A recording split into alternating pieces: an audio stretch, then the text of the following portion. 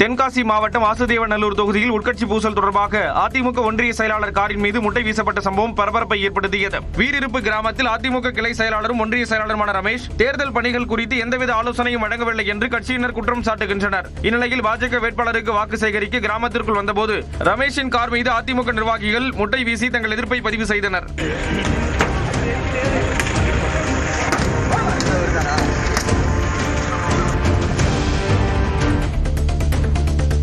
தொகுதி மறுவரையறை மசோதாவை படித்து பார்த்து எதிர்க்கட்சித் தலைவர் எடப்பாடி பழனிசாமி பதில் சொல்ல வேண்டும் என்று முன்னாள் மத்திய நிதியமைச்சர் ப. சிதம்பரம் தெரிவித்துள்ளார். சிவகங்கை மாவட்டம் காரைக்குடியில் செய்தியாளர்களை சந்தித்த அவர் தொகுதி மறுவரையறை மசோதாவுக்கு எதிராக குரல் கொடுத்த விஜயை பாராட்டுவதாக கூறினார். 50% எல்லா மாநிலங்களும் கூடத்தானே செய்யும்.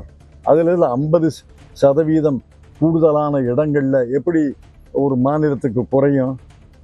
545 815 ஆக்கும்போது 39 58 ஆகும். அது ஒன்றும் பெரிய கணக்கு புலி இல்லை, அது யதார்த்தம், அது கணக்கு. அதற்கு பிறகு மறுசீரமைப்பில் டீலிமிட்டேஷன்ல என்ன ஆகும் என்று சொல்ல மறுக்கிறார். திருவள்ளூர் மாவட்டம் ஆவடியில் காவல்துறையினருக்கான தபால் வாக்கு செலுத்தும் பணி தொடங்கியுள்ளது. காவல் ஆணையரகத்தில் பணிபுரியும் 5600 காவல்துறை அதிகாரிகள் உள்ளிட்ட காவலர்கள் வாக்கு செலுத்தினர். முதலமைச்சர் வீட்டில் பாதுகாப்பு பணியில் ஈடுபடும் 160 காவல்துறையினரும் வாக்குப்பதிவில் பங்கேற்றனர். இந்த பணி 2 நாட்கள் நடைபெறும் என்று தெரிவிக்கப்பட்டுள்ளது.